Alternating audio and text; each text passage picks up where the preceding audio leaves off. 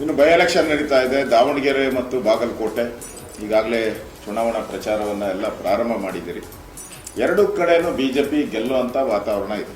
ದಾವಣಗೆರೆಯಲ್ಲಿ ಕಾಂಗ್ರೆಸ್ಸಲ್ಲಿ ಒಡಕಿದೆ, ಮತ್ತು ಅದು ವಂಶ ಪರಂಪರೆಯ ಸೀಟುಗಳು ಕಾಂಗ್ರೆಸ್ಗೆ ಕೊಟ್ಟಿರೋದ್ರಿಂದ ಅಲ್ಲಿ ಮುಸಲ್ಮಾನರು ದಂಗೆ ಎದ್ದಿದ್ದಾರೆ. ಅದಕ್ಕಿಂತ ಹೆಚ್ಚಾಗಿ ಈ ಸರಿ ನಾವು ಅದನ್ನು ಸವಾಲಾಗಿ ನಾವು ಕೂಡ ಸ್ವೀಕಾರ ಮಾಡಿದ್ದೀರಿ. ನಾವು ST ಜನಾಂಗಕ್ಕೆ ಸೇರಿದಂಥ ಒಬ್ಬ ವ್ಯಕ್ತಿಗೆ ಅವಕಾಶ ಕೊಟ್ಟಿದ್ದೀರಿ. ಗೆಲ್ಲುವಂಥ ಚಾನ್ಸಸ್ ಜಾಸ್ತಿ ಇದೆ. ಬಾಗಲಕೋಟೆ ಅಂತೂ ಹಿಂದೆ ನಾವೆಲ್ಲ ಗೆದ್ದಿದ್ರಿ, ಅದರಿಂದ ಅಲ್ಲಿ ಗೆದ್ದೇ ಗೆಲ್ತೀರಿ ಅನ್ನೋ ವಿಶ್ವಾಸ ಇದೆ.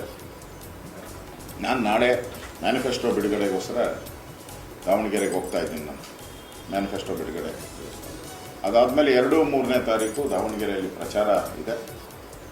ಅದಾದಮೇಲೆ ಬಾಗಲಕೋಟೆ 4-5 ಬಾಗಲಕೋಟೆ ಪ್ರಚಾರಕ್ಕೆ ನಾನು ಹೋಗ್ತಾ ಇದ್ದೀನಿ. ವಾತಾವರಣ ಒಳ್ಳೆ ರೀತಿ ವಾತಾವರಣ ಇದೆ. ಈಗಾಗಲೇ ಅಲ್ಲಿ ಕಾಂಗ್ರೆಸ್ ಒಂದು ರೀತಿ ಒಡೆದ ಮನೆ. ಅದ್ರ ಜೊತೆಗೆ ಹೋಗುವಂಥ ಯಾರ್ಯಾರು ಲೀಡರ್ಸ್ ಇದ್ದಾರೆ ಕಾಂಗ್ರೆಸ್ ಅವರೆಲ್ಲರೂ ಕೂಡ ಚುನಾವಣಾ ನೀತಿಯನ್ನು ಮರೆತು ಮಾತಾಡ್ತಾ ಇರೋದ್ರಿಂದ ಯಾವ ರೀತಿ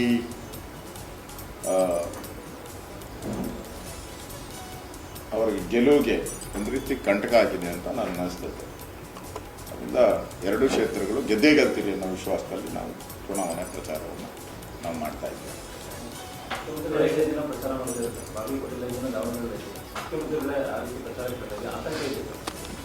ಅವ್ರಿಗೆ ಆತಂಕ ಇರೋದು DK ಇಂದ, ಜನಗಳಿಂದ ಆತಂಕ ಅಲ್ಲ. ಏನಾನ ಸೋತ್ರೆ ನನ್ನ ಚೇರ್ನ ಖಾಲಿ ಎಳ್ಕೊಂಡು ಹೋಗ್ತಾರೆ, ಚೇರ್ ಕಿತ್ಕೊಂಡು ಹೋಗ್ತಾರೆ ಅಂತ ಭಯ. ಆ ಚೇರ್ ಕಿತ್ಕೊಂಡು ಹೋಗ್ತಾರೆ ಭಯದಿಂದ ಸಿದ್ದರಾಮಯ್ಯನವರು 5 ದಿನ ಪ್ರಚಾರ ಹಾಕ್ಕೊಂಡಿದ್ದಾರೆ. ಹೌದು, ಈಗ ಜಮೀರ್ ಮುಂಚ್ಕೊಂಡು ಅವರು ಕಾಣೆ ಆಗ್ಬಿಟ್ಟಿದಾರಲ್ಲ, ಕೇರಳಗೆ ಹೋಗಿದ್ದಾರೆ. ಕಾಣದಂತೆ ಮಾಯವಾದನು ನಮ್ಮ ಜಮೀರ, ಕೇರಳಕ್ಕೆ ಓಡಿ ಹೋದರು, ಆ ಸ್ಥಿತಿ ಆಗ್ಬಿಟ್ಟಿದೆ. ಕೈಯ ಕೊಟ್ಟು ಓಡಿ ಹೋದರು, ಕೇರಳಕ್ಕೆ ಕೈಯ ಕೊಟ್ಟು ಓಡಿ ಹೋದ ನಮ್ಮ ಜಮೀರ ಅಂತೇಳಿ ಇಲ್ಲಿ ಆಲಾಪನೆ ಶುರುವಾಗಿದೆ. ಅದರಿಂದ ಕಾಂಗ್ರೆಸ್ ಒಂದು ಒಗ್ಗಟ್ಟಿಲ್ಲ ಈಗ. ಯಾಕಂದರೆ ಇದು ಸೋತ್ರೆ DK ಶಿವಕುಮಾರ್ಗೆ ಒಂದು ಚಾನ್ಸು. ಈ 2 ಎಲೆಕ್ಷನ್ ಸೋತ್ರೆ DK ಶಿವಕುಮಾರ್ಗೆ ಒಂದು ಚಾನ್ಸು. ಅದಕ್ಕೆ DK ಅವರು ಕೂಡ ಒಂದು ಸ್ವಲ್ಪ ಉಪ್ಪು ಖಾರ ಹಾಕ್ದಂಗೆ ಕಾಣಿಸ್ತಾ ಇದೆ. ಈ ದಾವಣಗೆರೆಯಲ್ಲಿ ಗೆಲ್ತಿರೋದಕ್ಕೆ ವಿಶ್ವಾಸ ಏನು ಅಂದ್ರೆ ವಂಶ ಪರಂಪರೆ ಟಿಕೆಟ್ ಕೊಟ್ಟಿದ್ದ ಕಾರಣ ಅಂತ ವಿಜಯೇಂದ್ರ ಕೂಡ ಅದನ್ನೇ ಭಾಷಣ ಮಾಡಿದ್ದಾರೆ. ಎಷ್ಟು ಜನಕ್ಕೆ ಟಿಕೆಟ್ ಬೇಕು, ಅಜ್ಜ ಆಯ್ತು, ತಾತ ಆಯ್ತು, ತಾಯಿ ಆಯ್ತು, ಇನ್ಯಾರು ಬೇಕು ಅಂತ ವಿಜಯೇಂದ್ರ ಅವರೇ ಭಾಷಣ ಮಾಡಿದ್ದಾರೆ.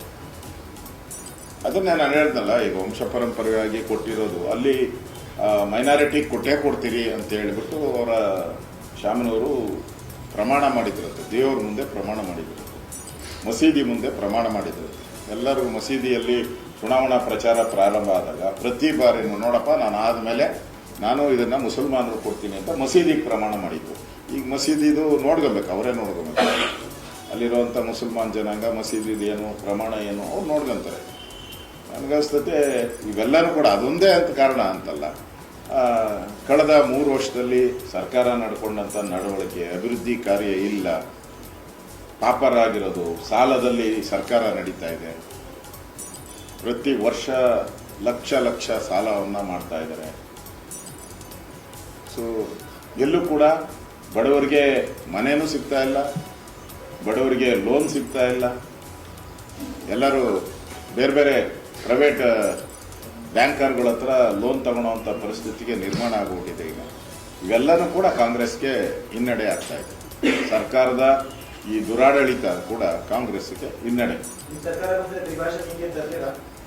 ಅವತ್ತು ಯೋಚನೆ ಮಾಡ್ತೀನಿ ನಾನು. ಯಾಕಂದರೆ